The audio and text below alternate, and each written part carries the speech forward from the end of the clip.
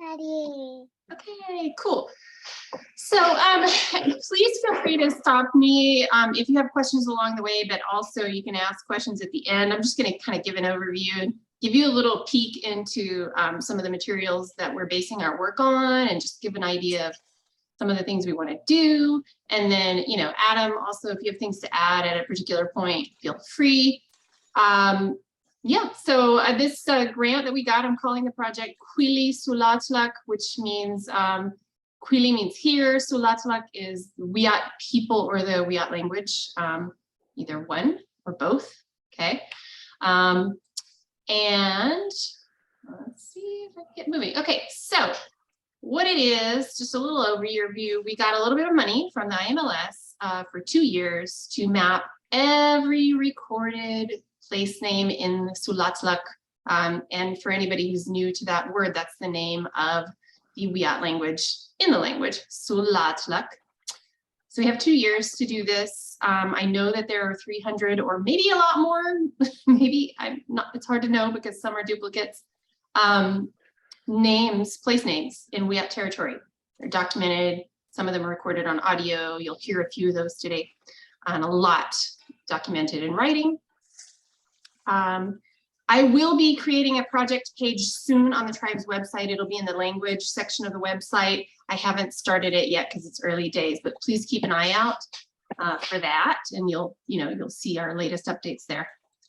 Adam and I will be publicizing every time. We're going to have some, periodic sort of meetings like this. They might be virtual. Maybe it'll be safe enough that we can have an in-person meeting or hybrid, a little bit of both.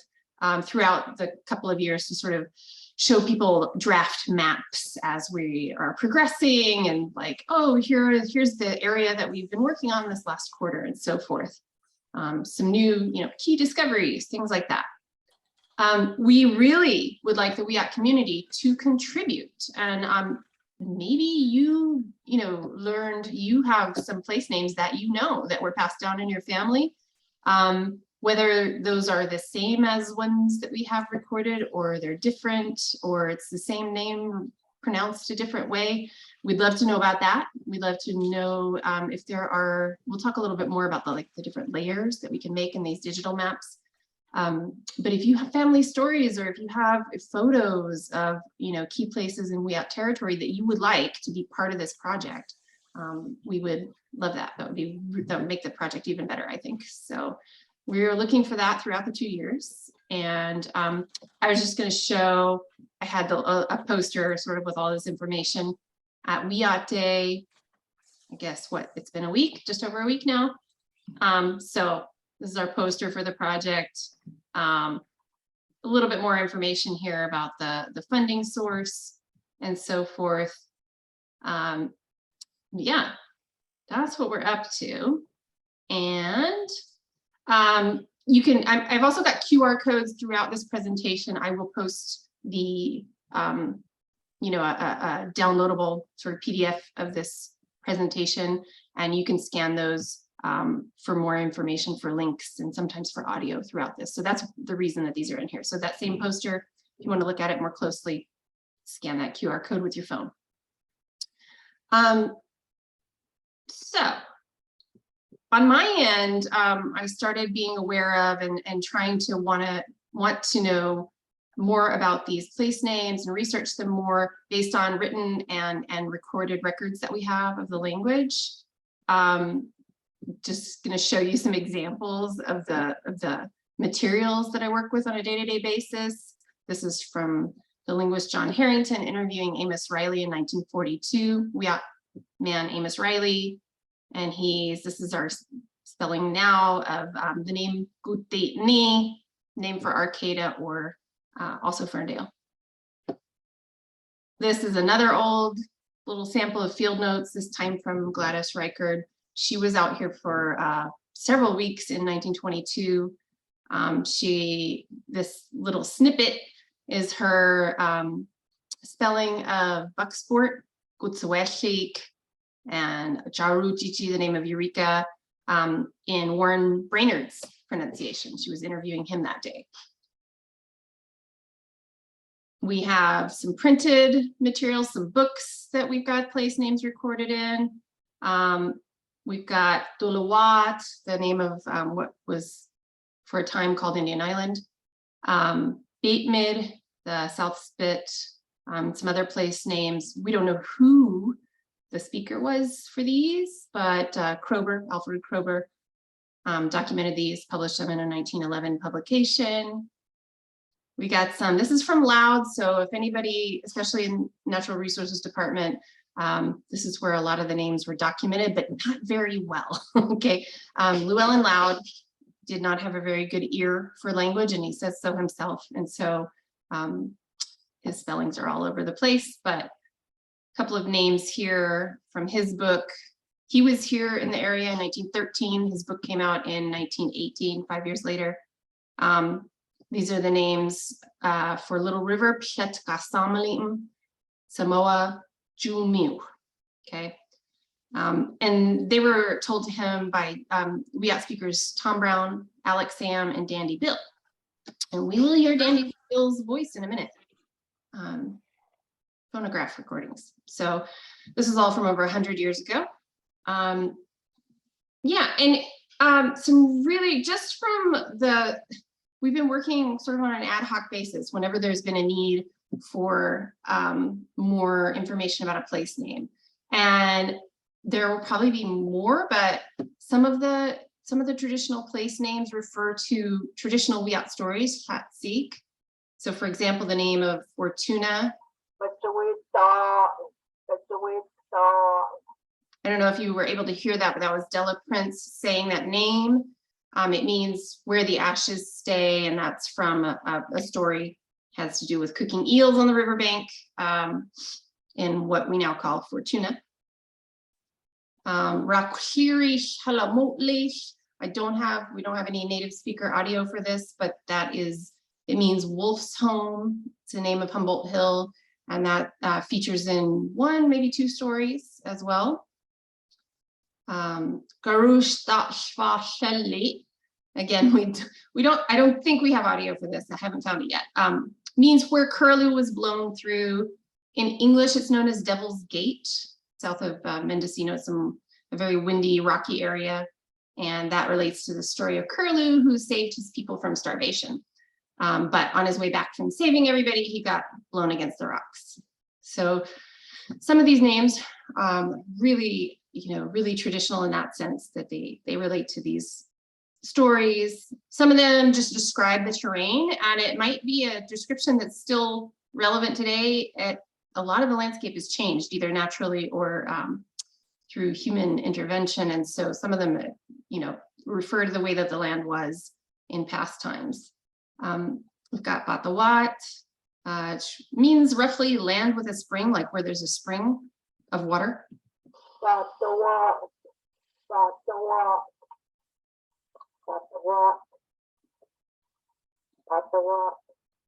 So again, you have these QR codes here if on your own time, if you want to click the link and scan those to hear.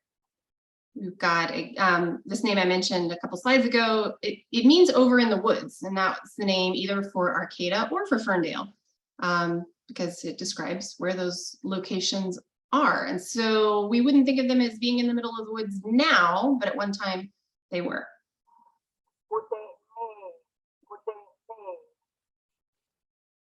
This one is a real tongue twister. Okay, which means something like river comes out where there are bordea bulbs, and that's a name for Lindsay Creek.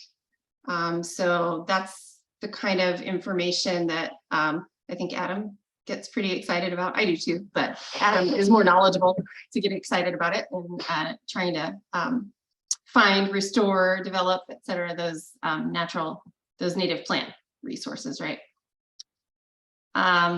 Where the land is curved, that's the meaning of the name of Trinidad.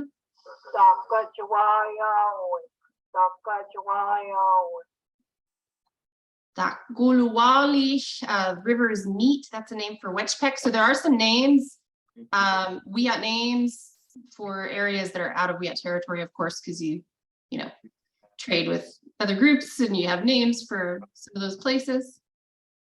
we mentioned the meaning is small rocks lying. So I guess I don't know enough about geography to have viewed this myself, but I guess Little River, the mouth of Little River is roughly where it goes from big rocks in the water to small rocks in the water, right? And so that's what that means. So sometimes they just describe the natural features. And sometimes they have to do with, some names have to do with human uses of a place or the history of a place.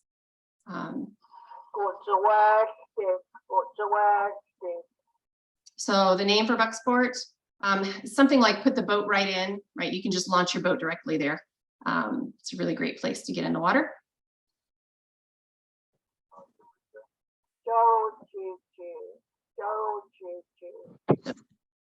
Jarujiji, meaning where you stop and rest in the middle of a long canoe journey from the North Bay to the South Bay or vice versa. The Vetskawetlawi, stop and put up a sail. It's one name for Fields Landing. Juwachkurim, that is a name that was given for Fort Humboldt and probably refers to, it means lying with your legs drawn up. And so we think that it refers to the corral, right? And so really tragic history of Wiyot people being basically rounded up and treated like animals and held in a giant pit over the summer, right? So that's not a historical name. That's probably not the ancestral name of the place. That's the only place, that's the only name that we have recorded for it, referring to the history. Right? Okay. So maps, here's a map from the university formerly known as HSU, right? We've used this a lot, but it doesn't actually have any Soulatluk names, right? It doesn't have the traditional names, it's English names. And I'm going to skip over the pronunciations, but you can hear these. You can scan these anytime. Wow.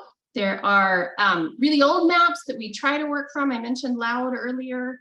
This is part of his map. Again, he was here in 1913 going around looking for modern village sites and for former village sites, grave sites, everything, archaeological sites. And he did this hand-drawn map. Of course, they didn't have GIS then.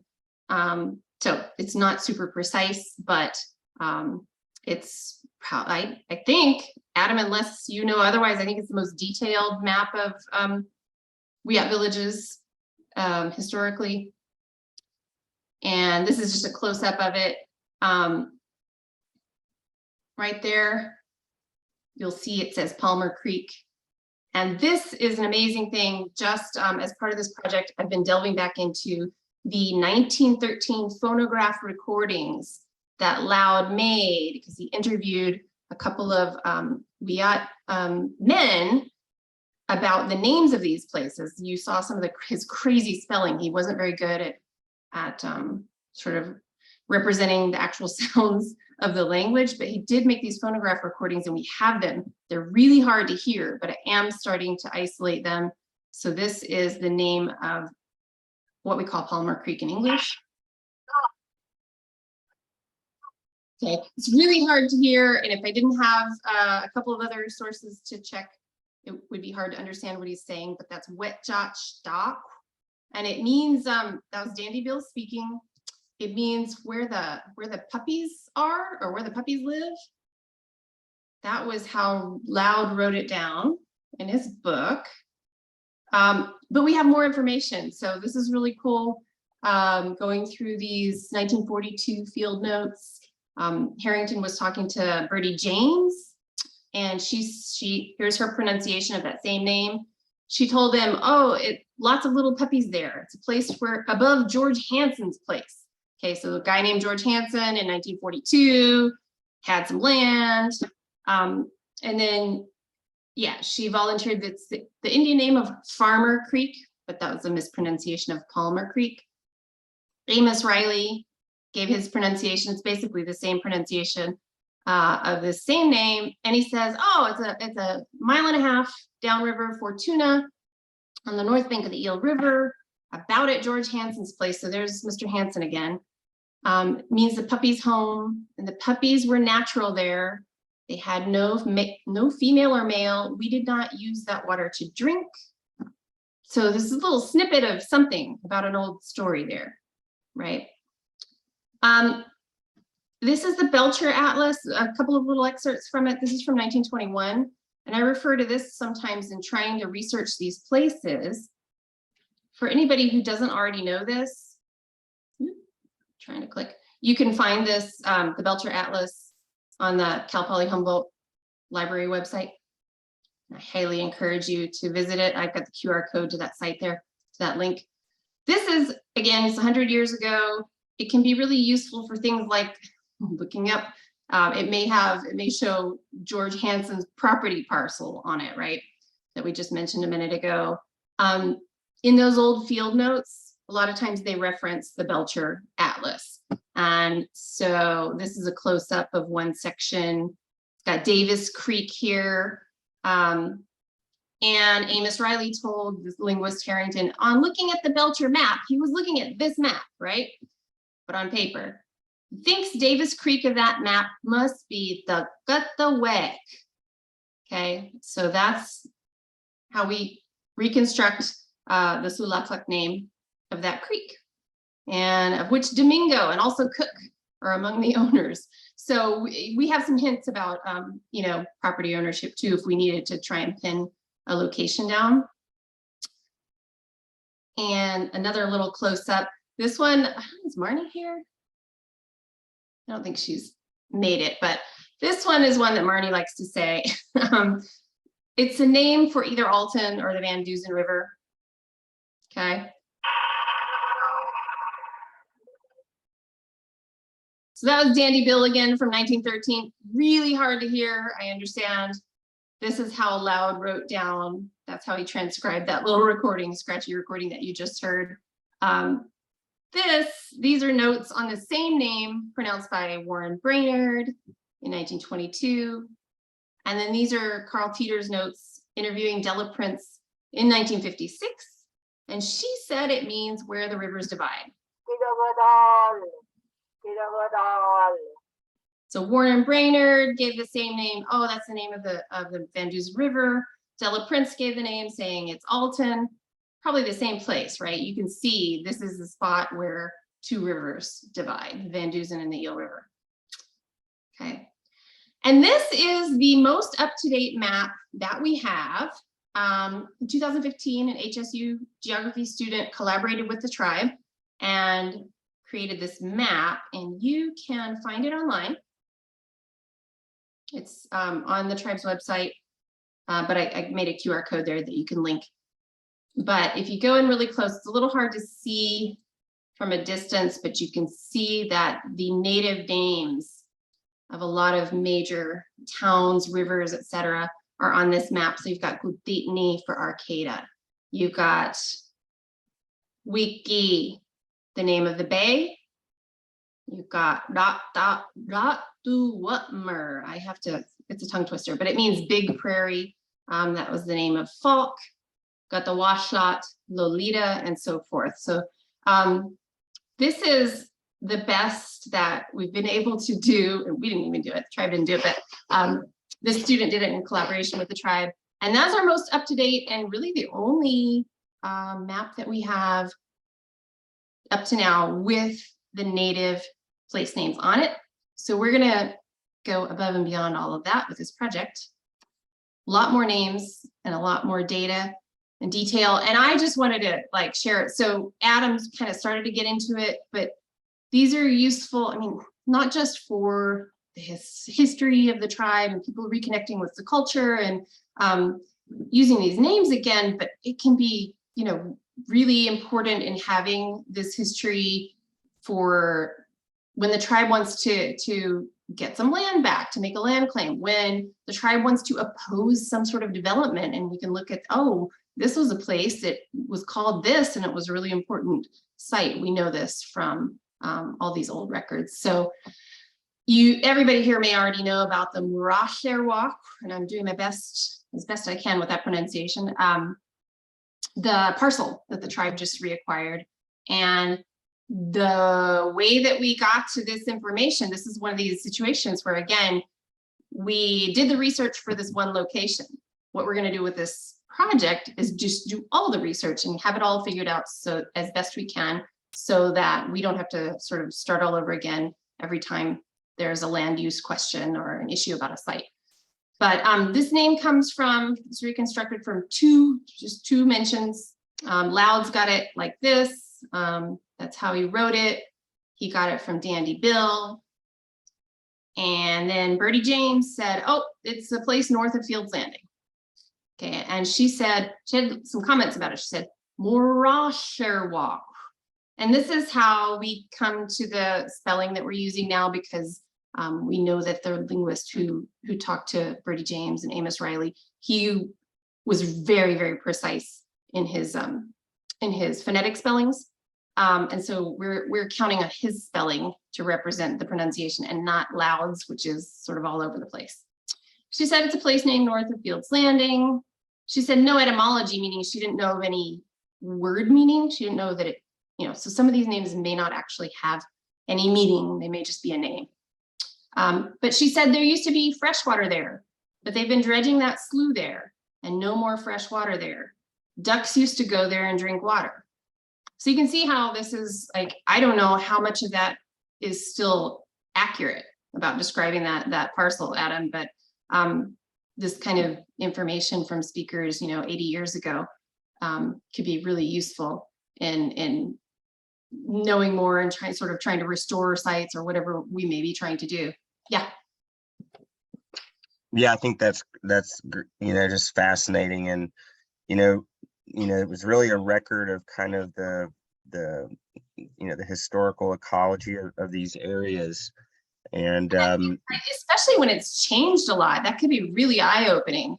For places that may be a totally different topography now for the species that live there or migrate there or whatever. So I don't know the situation for this place, but well, this is a good example. Even the picture that you have of I stole it from Morasherwalk. You can see that the wetland is really vegetated, but both from the Birdie James's quote, and then also actually from Linda Lang, recently deceased councilwoman, and others. We know that there did used to be lots of standing water in these wetlands, and that they did attract waterfowl, and it was a big hunting area. And so over time, seems like the dredging impacted the area and might have caused saltwater intrusion, and then maybe after that it kind of flipped back. But in the absence of maybe grazing by elk or a use of fire, these wetlands slowly started to fill in and become more vegetated and have less and less open water. Yeah. Well, that's the most recent place name related project, but there have been a lot, some more informal and some bigger and more formal. A lot of you may know about the Hikshari Trail. That was, I still feel like it was like 2 years ago, but I guess it's been up for several years in Eureka now, in the sort of the Bucksport area, Elk River mouth area. And that comes from that name, and some of the information on these signs out there come from, Della Prince, Amos Riley, Birdie James, Jerry James. They all described that name as being for a place, a village site at the mouth of the Elk River. Qhili, known in English, I guess people called him Old Coonskin in English. According to Amos Riley, he used to live there.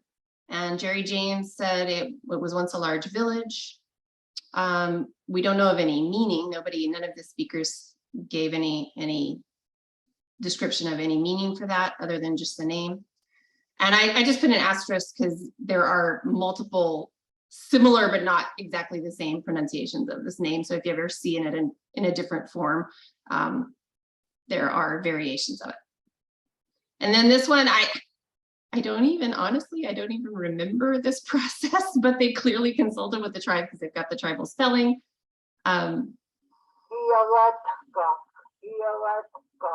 But right, there's this nice sign out there at Fairhaven Industrial Park, whatever they call that. And that comes from, our research looking into these names. Jerry James and Della Prince said that name belonged to a place on the North Spit, south of modern day Fairhaven. Brady James says it was south of the Rolfe shipyard. So, if Adam and I can pin down where the shipyard was, right, we get closer, a more specific idea of where exactly the site is. Amos Riley said it was the north side of the Humboldt Bay mouth. Again, we don't know any meaning. And so just our overall project plan, big picture, we're going to create 2 versions of the map. And I want that to be really clear. There will be a public facing map that will be general, non-sensitive information. We're not going to give detailed, like, oh, at, north whatever and east whatever. We're not going to give coordinates. We're not going to, even if tribal council decides that they don't want to say anything about a site because it's just too sensitive, maybe that there are graves there or something like that, it just won't be included in the public facing map, but it will have names for, important general areas, locations, cities, rivers, things like that. And then there will be a tribal use only map that will have everything. Sensitive information, culturally sensitive information. There may be some of those those traditional stories linked to a place. Some of them might be something that the tribe is comfortable sharing with the public, and some of them might not. So depending on those factors, and if a tribal member has an old family photo and they decide that should only be in the tribal use only map, then that's how we'll do it. So there will be 2 versions. Okay, and we'll be finding and cross-referencing every single place name that's been recorded so that, again, we don't have to just sort of do a whole new research project for every time that we need information about a place. I will be working on the pronunciation and meaning side, and any information that's in those language documents, anything about like who owned it in 1942, in case we need to try and pin the location down through historical documents. Adam will be working more on the site mapping, GIS data entry, taking some photography. And we will hold regular, I forget how many times a year, but a couple times a year, we'll be doing some progress updates, some presentations kind of like this, but like showing again, like what we've worked through in our latest version of the map, etc., questions, so forth. If we've got content like native species or tribal member contributions, we can showcase those along the way. And again, we do want contributions from community members, so whatever form that might take. Those are our plans, and I will open it up now to Kwashta Tawila Bishalit. I think that's how you say it. Ask me something, ask me anything if you have questions about what we're gonna do, how we're gonna do it, etc.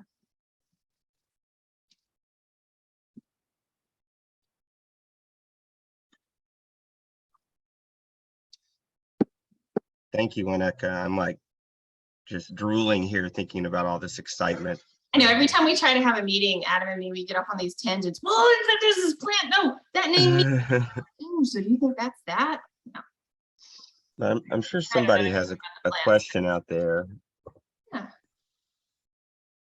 Oh, sure. Yeah, Kathleen. Hi. Thank you so much. For me, for Adam, if it's more language, I might be able to answer it. And if it's more planty or landy, Adam might be able to. Yeah, thank you so much. This was so fascinating. I was wondering about how you go about finding all this information, what archives you consult. Oh, so my overall job is just everything, helping the tribe recover the language from all of these recordings. And so I've already for years, I started the work in 2008, and I have, at this point, I think I have, access to every major document and a few minor ones. There's a surprising amount. There's a lot. Some of those field notes that I showed from Gladys Reichard from 1922, just that is about 1,400 pages of handwritten field notes. And so, and it's not organized, right? These were field notes. And so it was just whatever they talked about on a day. And so just in the process, in the background, I didn't show everybody, but I am happy to do it now. Let's see, pull this up because this might illustrate. In the process, I am digitizing everything. Okay, so I showed you the original or images of the original documents. As I go along, I'm putting them all in this database, and that's how I can now search them. Because in the first days of trying to do this, and this is why, right? This is why tribal members could not just easily, there's not a single resource. So I've been pulling those together slowly over the years, putting them in a digital database so that I can search and I can answer people's questions. And in the process, I started noticing, I don't know, 10 years ago, that there were these place names here and there, and then more and then more. We all knew about loud, but there's more, and loud can be just so hard to make sense of in terms of the language, right? Location's okay, pretty decent, and he describes, you know, a shell mound was here, or there's a large village there, but it's really hard to reconstruct pronunciation from him. But then I started, especially with, this is an example from Harrington, he's the one I said was really precise with his phonetics. And so I can't always find the same place name that came up in loud in another more reliable, like more phonetically reliable source, but a lot of times I can. So for years, I've been wanting to have some dedicated time to just really focus and sort all these out, but we have just not had the funding to dedicate time specifically to place names. So now we do. And so this map, or this set of maps, will be the foundation, and in future years and with future grants, we will add to it. I mean, there will be, we can make it a much richer compilation of information, but this will give us a solid foundation, and then we'll have, hey, the best reconstruction that we can do of the pronunciation, meaning, etc., for every place name that we know of. Yeah. So long answer, but it just is a process of going through every document, looking for documents we didn't have. It's been a long journey. The difference is okay. Money grab that doesn't guarantee us cent. I'm not sure how to pronounce your name. Ishan? But non-gaming tribes. The choice is clear. Yes on 27. Hello, I see a hand up. Ishan or Ishan? I'm not sure how to pronounce it.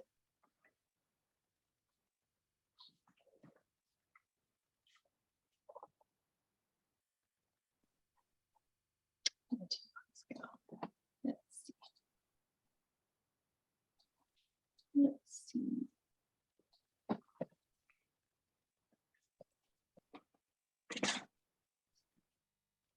Sean, do you have your hand up? Can you hear us?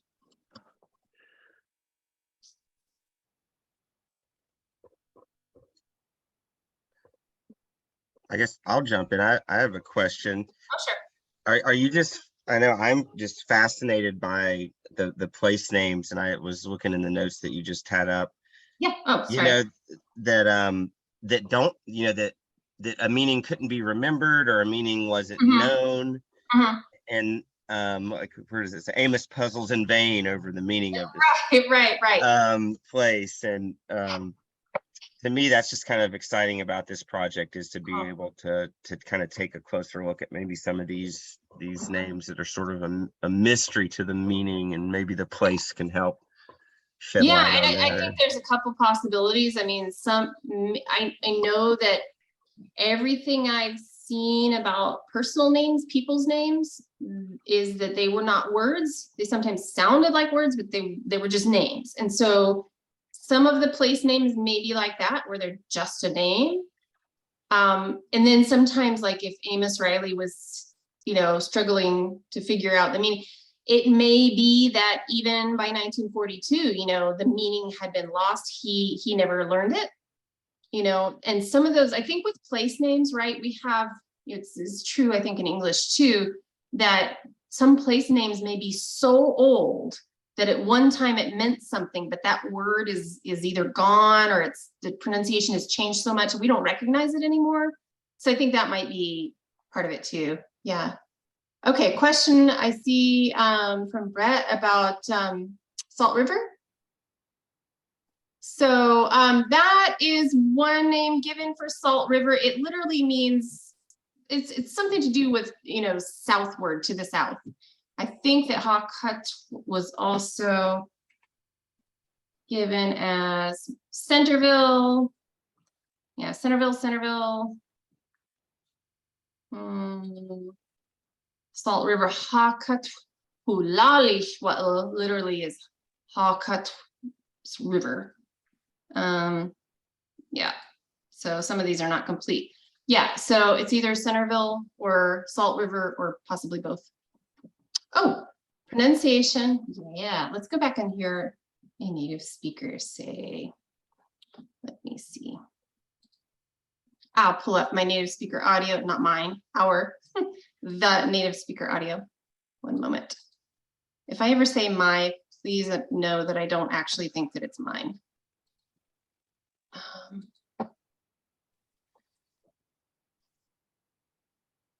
Okay.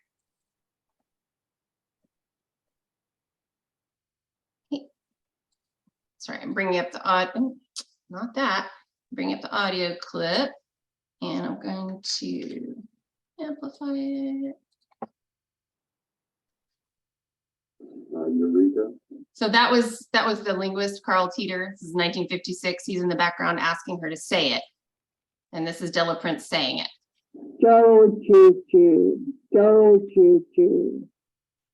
Yeah. So.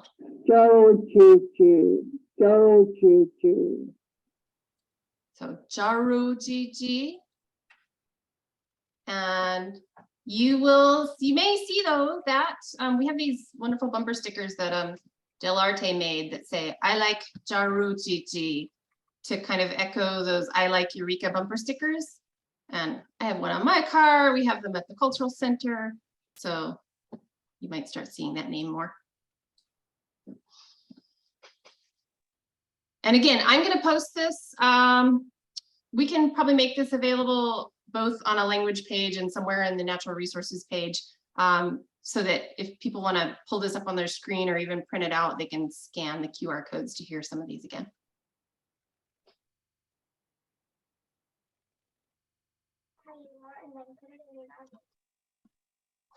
I hear a small voice in the background.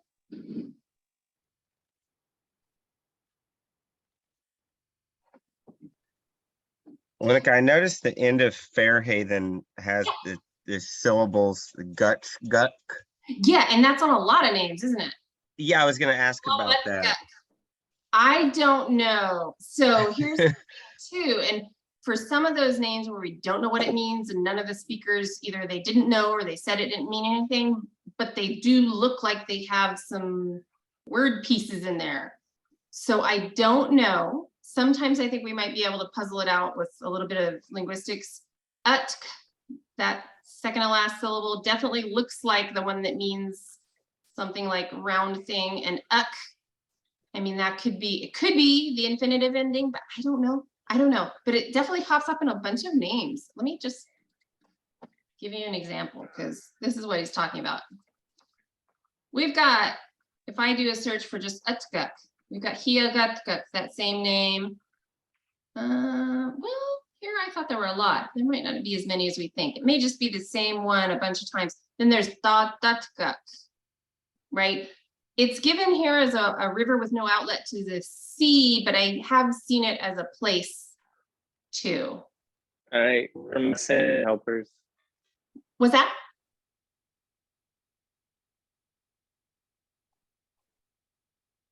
I heard somebody start to speak.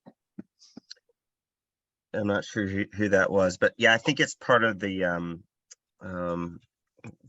what's it called? Red Bluff or King Salmon, the Jaruki gut. Oh, Jaruki Gutchguk. Yeah, I probably just haven't got, yeah. Yeah, and the Uchguk is a version of, yeah, there's Daruki Gutchguk, also known as Jaruki Gutchguk, Boone's Point, AKA, right, at King Salmon, Booner Point, right?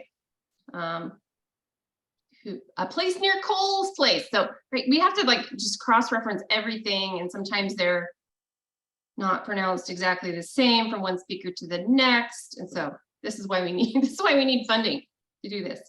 Yeah, it is at this nameless, well, He just tells the name and then he says it's a nameless place, whatever.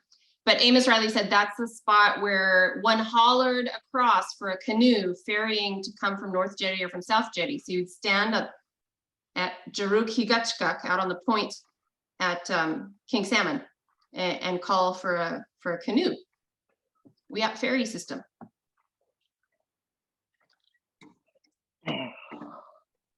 That's awesome. Wow. Oh, there's others, right? There's Soulatluk.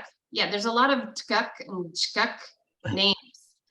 So it sure looks like words, but I just haven't figured them out.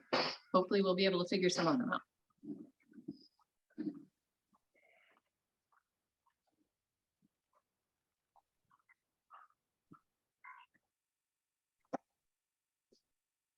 Oh, freshwater.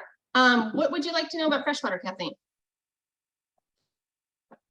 Oh, anything. I was just interested in the place names.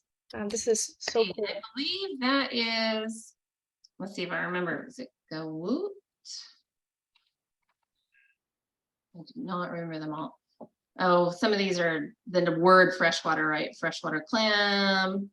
Here's a place between freshwater and another place, Dataganawui, which means where the Dutch are.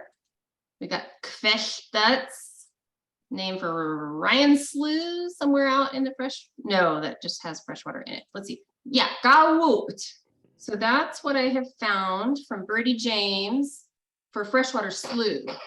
And this name is on some signage out there on the trail, the walking trail along freshwater slough.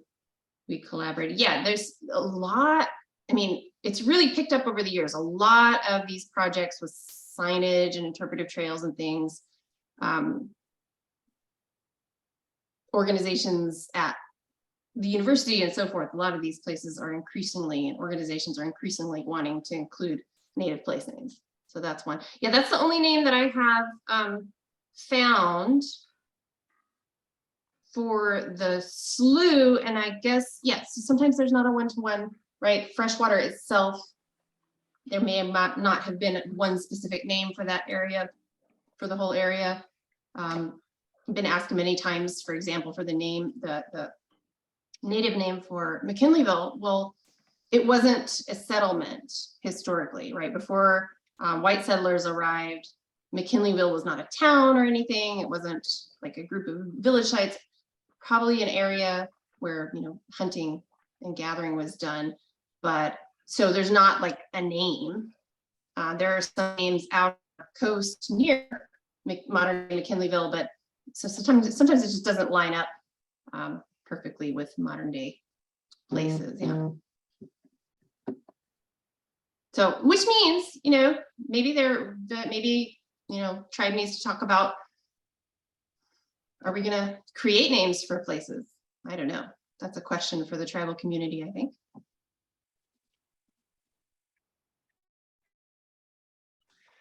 Okay. Oh, Azalea, North Bank Road. Ooh, off the top of my head, I don't know anything about azaleas. Well, that place name, Let's see. it's a long Wiyot word, but I think it's Loud 7. What's it near? Loud 9. Oh, Oh, that's at 9. Let's see. Let me pull it up here.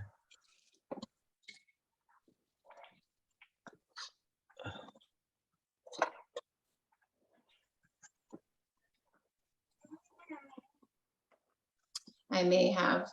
So some of these, you know, I may not be able to answer your questions yet, and that's kind of what we're working on. But yeah, Adam has a memory that we have done some work on this area. I'm just trying to dig up where I might have it.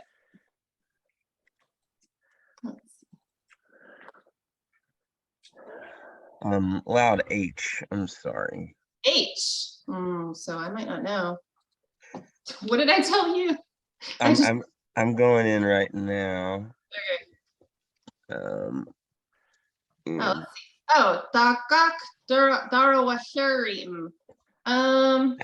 That's site H. And that is So I just have some notes so far. Drift pile burned up is the meaning of that.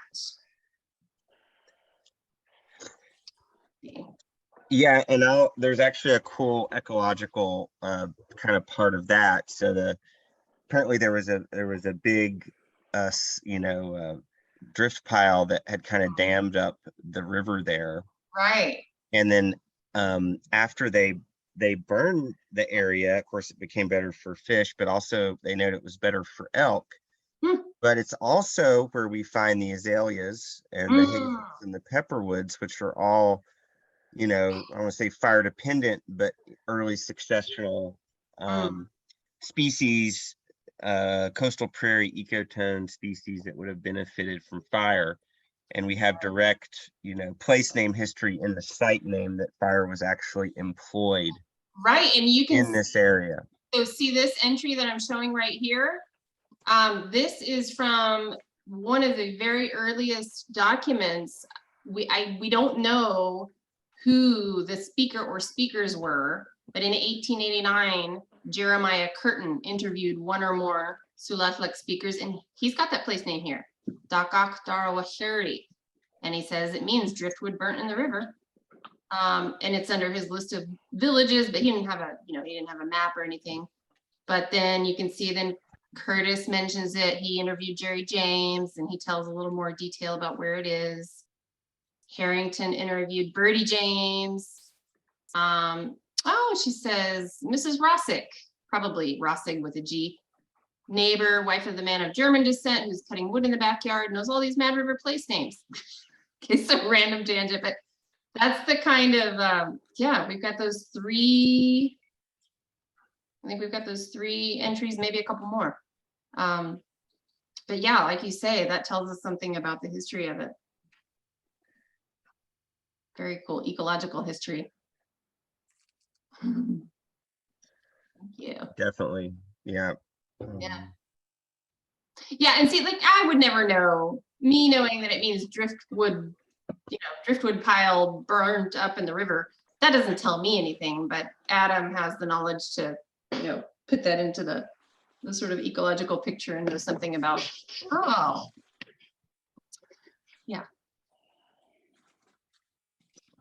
Pretty cool. Other questions?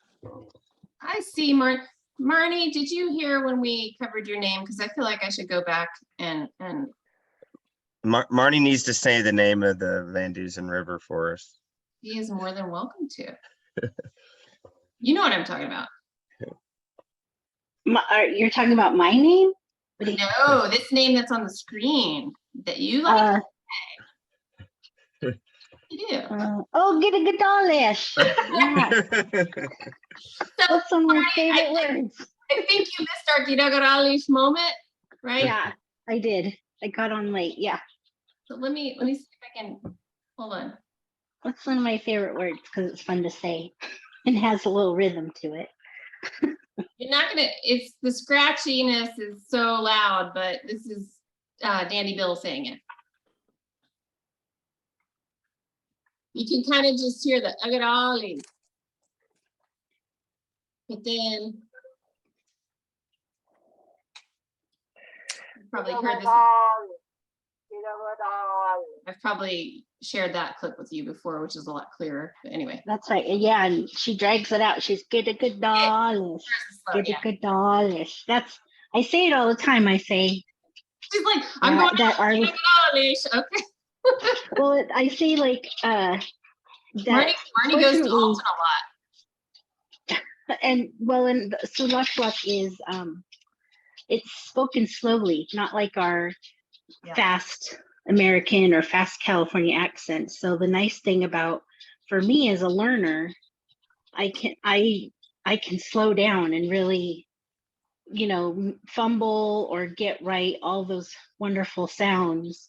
Yeah. And it's okay because the cadence is a slow cadence, unless you're rattling off words and stuff like that. But it's mostly pretty kind of slow and longer and heavier than I say it for sure. Yeah. Get a good dollish. Yeah. Yeah. Yep. Get the guitars. Yay.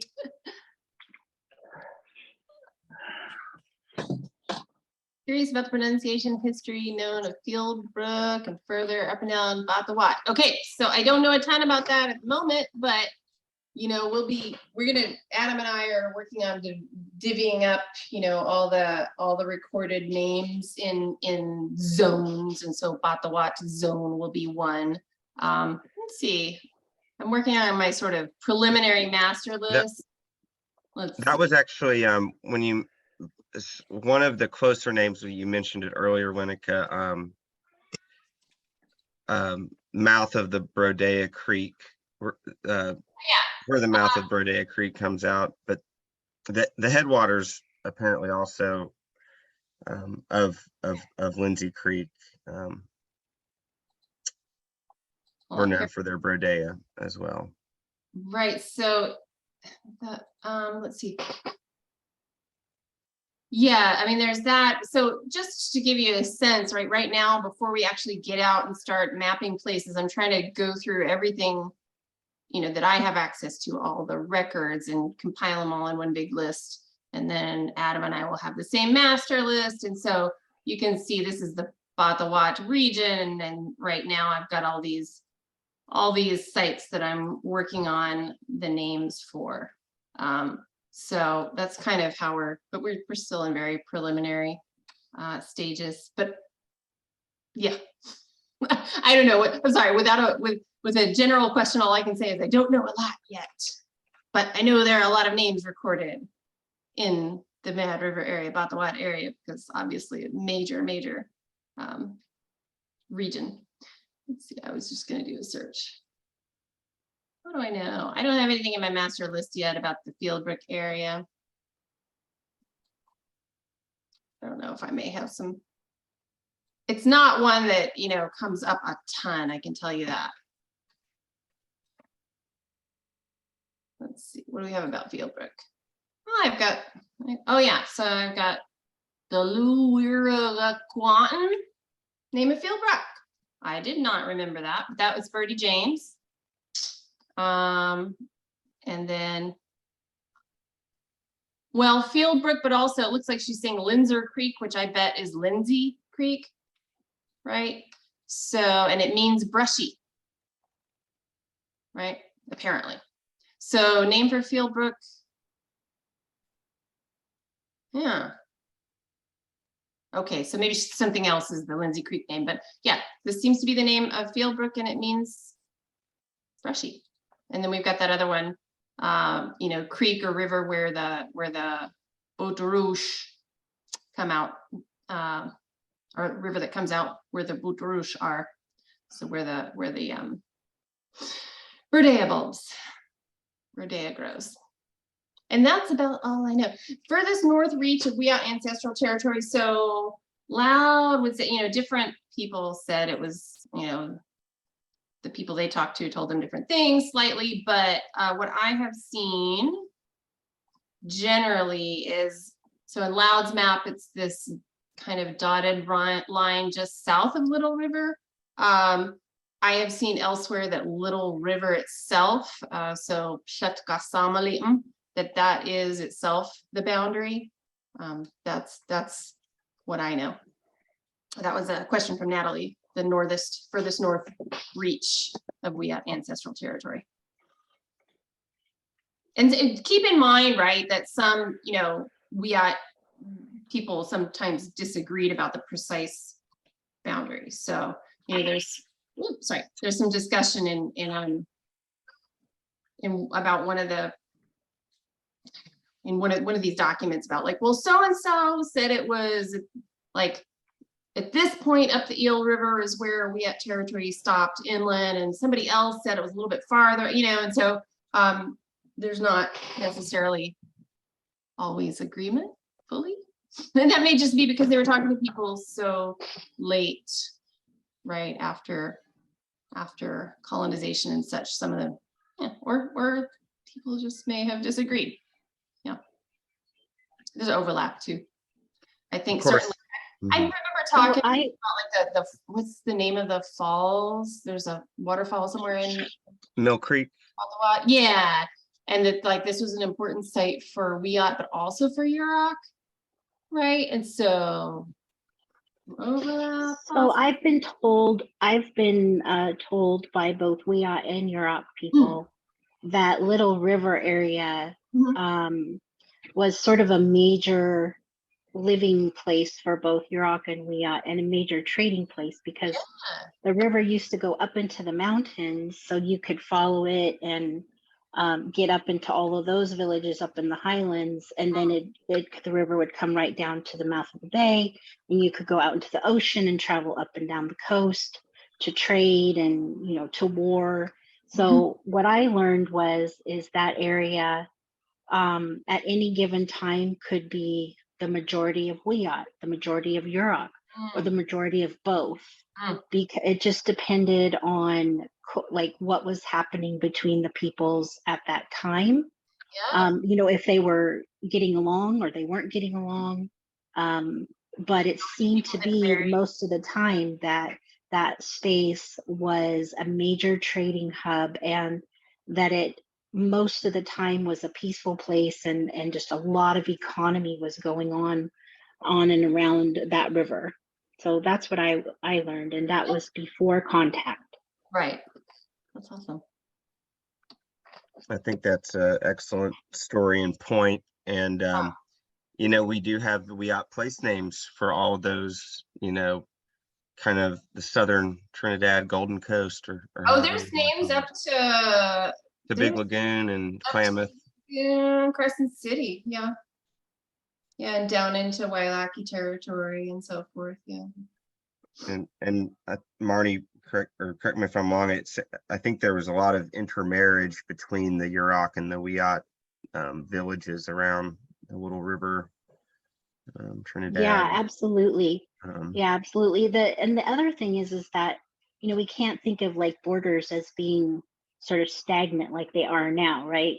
I cross over into Oregon, and then I'm going north and I cross over into Washington, and it's literally had a lot to do with the landscape. So a lot of our history and cultural practices and trading and marriage and warring happened on landscapes or over landscapes or over over and around resources.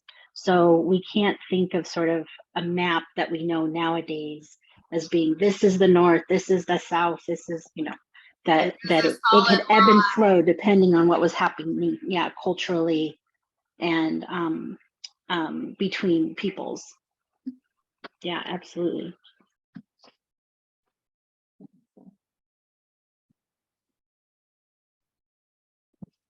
So I have already learned a lot just from that.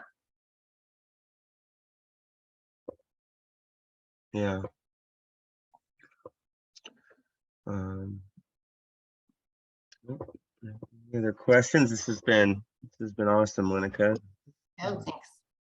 I've been wanting to do, so you know, I've been talking about this for years, so I'm really excited that IMLS believes in us and wants to give us money for it.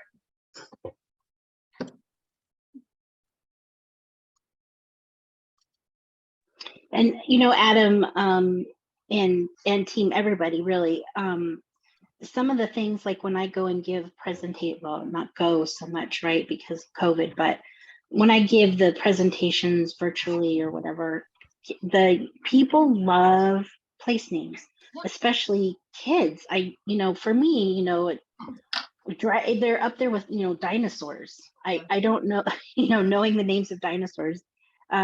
Kids, I have learned, very much enjoy place names, and Do they ever share yeah. with you what it is that they love about them? No, I've never really asked, because I don't want to question their curiosity, because it's, I just want to encourage it. And so if I know a place name, I'll tell them. Yeah. But I find it interesting that young kids enjoy learning place names. Maybe it's because when they're driving, they can say it, and it's, especially if it's, get a Godalish, it's kind of fun to say.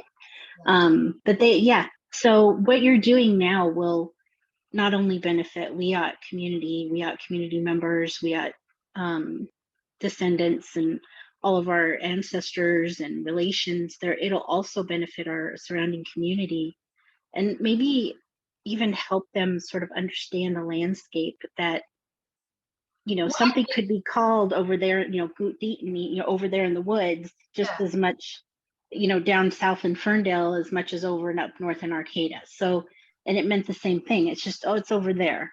And if you needed to be specific, well, then you kind of gave more specific information.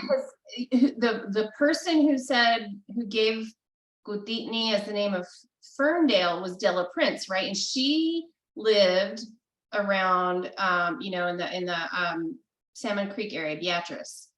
So she was more from the South Bay. And then other speakers who were from farther north gave it as the name of Arcata. Right. Lynnika, did you and Adam talk at all about directionals and how, do you plan to address that in the project? I think it'd be great to have in the map. What do you want to? Well, just, this idea that we didn't have north, south, east, and west necessarily. We had going inland, we had, it's upriver or downriver or over by the ocean. So right. how might that address your project? I kind of had in the back of my mind, we could put those, with the arrows on the map, right? So there's rak meaning towards, and there's weak meaning from. So if you were saying, I just came from up north today, or I come from up north, you would say weak vuur. And the vuur part means north. It sounds identical to shark, but probably doesn't mean shark. So weak vuur from the north, rak vuur towards the north. So I'm going rak vuur, or Qhili, Arcata, it's up there, rak vuur. So I don't know, what the translation of vuur would be there.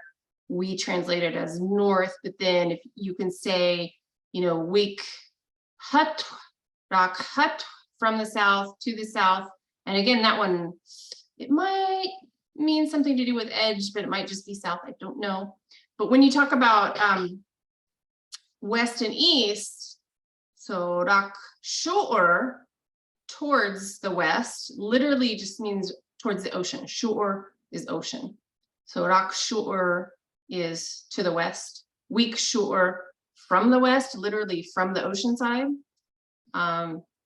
And then east just means inland, right? So you say rak dini, towards inland or the woods. It's a form of the same word that means in the woods.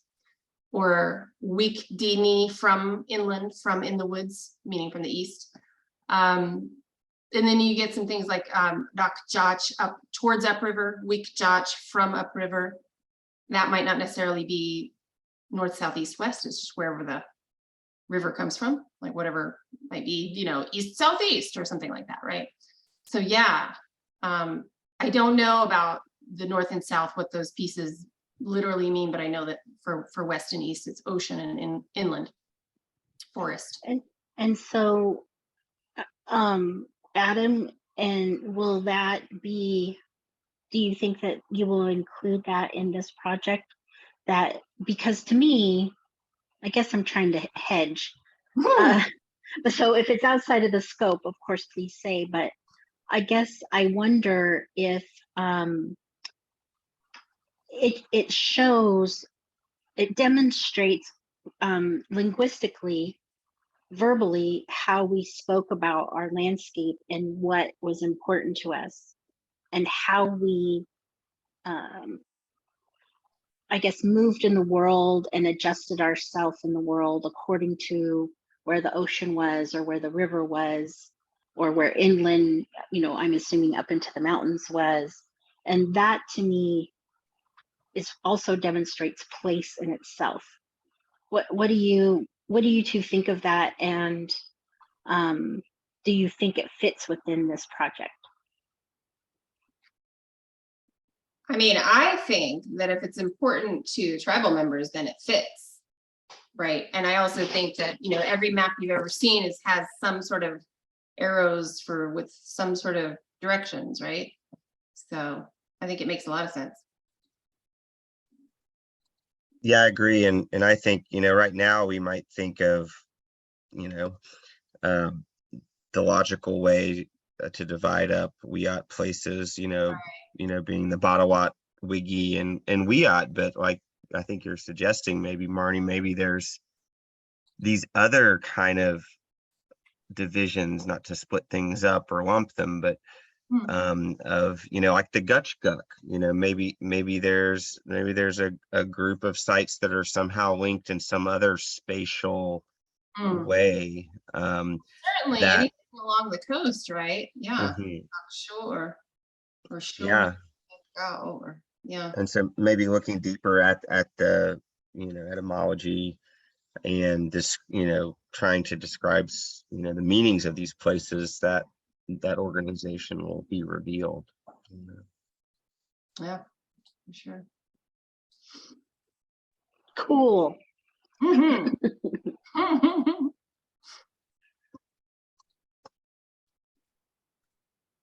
And that's my mnemonic. I'm pretty sure that north probably doesn't literally mean shark, but since it's a homophone, it sounds exactly like the word shark. That's my little mnemonic for remembering north, where the sharks are. I'm not claiming that that's what the language is actually trying to do, but that's my little shortcut.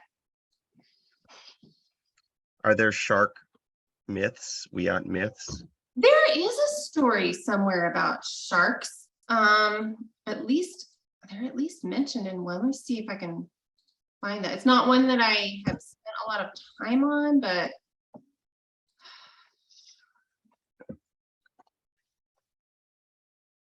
oh, there's the story of he who was dug up. And what does it say about sharks?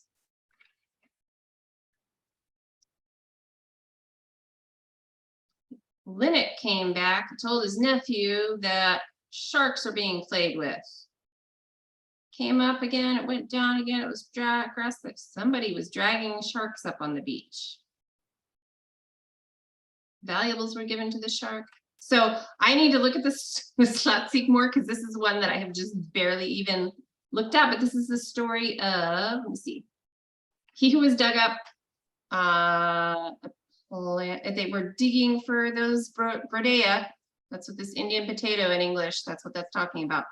I think, let me double check. Boudarouche, right? I think that's the Boudarouche, yeah. There's a couple of there's one or two other types that are, that have a different name, but that's probably, yeah. Well, I forgot the two-leaved ones. Right. That's really cool. So, That could be a, oh, you know. don't touch the don't touch the single-leaved ones, dig the two-leaved ones. Yeah. That's some TEK right there. Some traditional ecological knowledge there. Don't. Oh, right, yeah. Hold on. See if I can find out a little bit more about that. He who was, I think this is one of the stories, yeah, told by Jerry James. And it is, no, Rupshugad, Adam. Rupshugad, so something similar, but not the same. Is that the onion?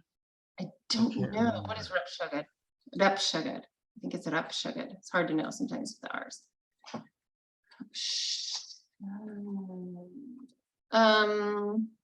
It is leaf-like tulip, flower bell-shaped, kind of gray. Oh, that sounds like a fritillary almost. I don't remember that one. That is all I know currently. Anyway. Flower shaped like a bell? Is that what it said? Really? Wow, that's probably a fritillary. I don't know if we ever discussed this. Yeah, so that's all I know right now.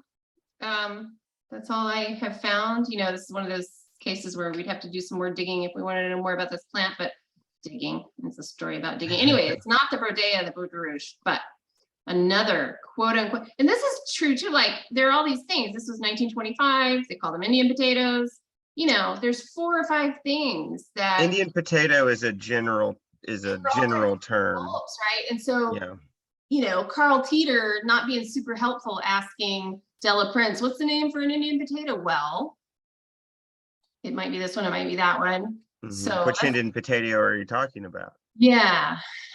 So yeah, that's another, I mean, another branch of all this sort of overlapping research that Adam and I try to work on from time to time, trying to figure those sorts of things out. But yeah, so this is a story about a child that was dug up when the young woman dug a plant she wasn't supposed to dig.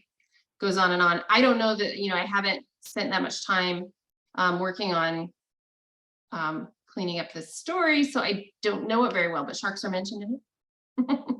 Let's see, what does it say about shark? I wonder if that'll be the shark word that I'm thinking. Shark 38. No. Well, that's funny that the shark story happens to be an Indian potato story. But this is a particular kind of shark, Wiyot Tribe, which is, I think,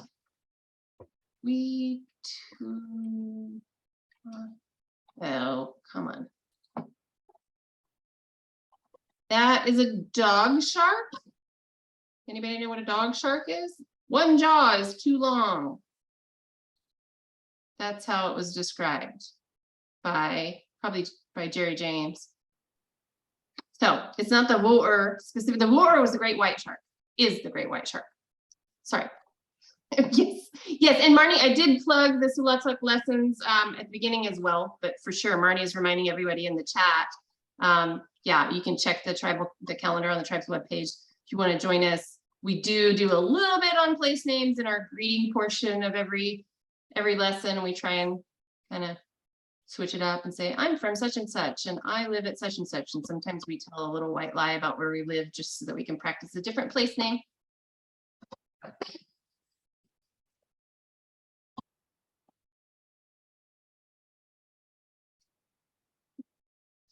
Yeah, I'm excited for the place names that are yet to be rediscovered, and maybe some of the. I just in the preliminary work, I've found some that I've mentioned several times today. How Loud is not a great speller. He just didn't represent the sounds of the language very well. And I have found 3, 4 place names that I'm like, oh, I didn't even know this Loud name was the same as this name somewhere else in some other source material. So we'll be doing a lot of that. And I was going to respond to Marnie as well, that the reason I asked if kids ever tell you what it is that's exciting about names, the place names, they're really fascinating to me too as a non-tribal member. And I think for me, part of it is, right, it really, to me, makes the history really real, right? Here's a name from, I don't know, a couple thousand years ago, maybe, of this place where I'm standing right now. And so it gives me, I know it's just a little small sense, but like I'm looking at this same thing that somebody, you know, 1,000 years ago, 500 years ago, 2,000 years ago was looking at and naming.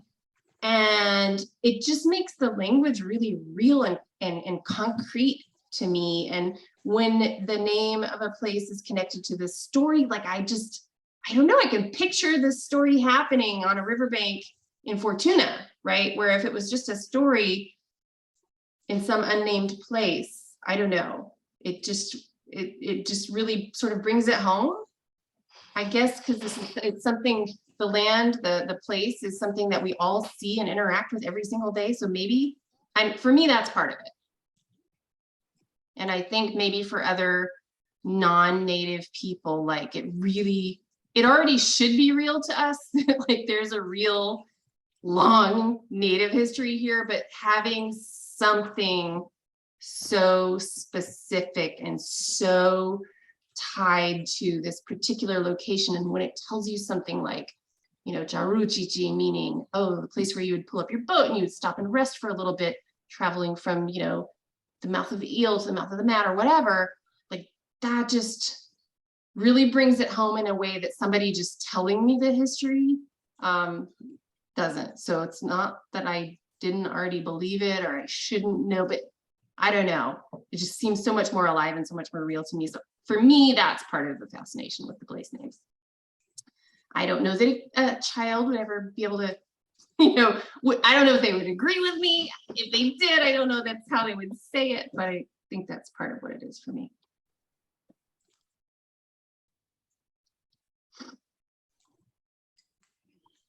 Thank you so much, I have a Lynnika. question, actually. Lynnika, that was really beautifully said. I totally agree how like giving a name to a place or a thing is just like, it brings more connection to it. And it's really cool to like learn that history to it. And it makes me think like, I kind of want to revisit like what the outcomes are of this project. Like there's going to be a map for like public and also a map for like tribal use. Is there also going to be like a document describing like the stories of these names and like just all these stories and like all these meanings along with that? Oh, so really good question. And I didn't get into that, but yes. So we envision having, printed maps that, can be up in public locations, but then that there could also be an interactive, like online version of the map as well. And of course, if it's available, if it's accessible by the public, it would be the one that has everything filtered out that might be sensitive. But where you might, and we're going to talk to people who've done sort of similar projects, either for another Native community. I know one person who's been working on mapping place names for another tribe. And I actually learned a bit about how to do the mapping from a totally, not even tribally related, it was just a little local community museum that made a map with a bunch of, with the GIS technology, you can add all these layers in. And so they had it so that like you could hover on a particular street corner and it would show a photo of that same place from 1950. And so we do have in mind to have whatever sort of content that, and to keep building that content over the years. Like this project will not be the end of it, it'll be the beginning. But that we can have whatever the tribe decides to share publicly, that'll be in some sort of online portal where you can look at the map, you can see the name, hopefully you can hear the name pronounced, a little audio. If there's a story linked to it and the tribe wants to share that story, then you could maybe download a copy of the story or link to the place that talks about that story. If there are maybe photos of native species, or Adam's got information or links to, I don't know, California database of native, I don't know, whatever it might be, absolutely. And then, so these are not going to live just in a flat map, right?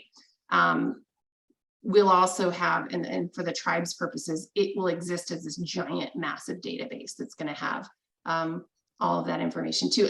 Adam already, I mean, he has in the GIS, he has information that I certainly don't know, things about like who this and that archaeologist, surveyed the site in 1987 and found this and that, right?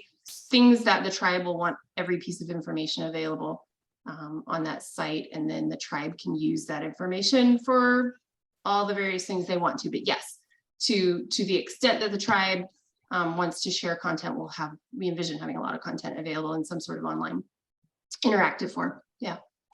And Adam, you can speak to that too. I might not be remembering things or know things that you had to do. Yeah, good question. We've only got a few minutes left, but what I have up right now is just, there's so many, like, just other than the exciting parts, which everything's exciting, there's the practical part of here, we're going to update our GIS database. So all these spellings there, are not these horrible loud spellings, but that we have, updated projects spellings. But part of the project is also we're gonna create a ArcGIS story map that will have exactly what Lynnika was kind of describing for like non-confidential information, where you can hover over Tuluwat and it'll bring up you know, information about Tuluwat or Hikshari. And, you know, hopefully they'll, you know, we'll be collecting photographs and these really cool kind of anecdotal notes that, you know, Lynnika is really the first to kind of dive through and start to digitize, which I think is just super exciting.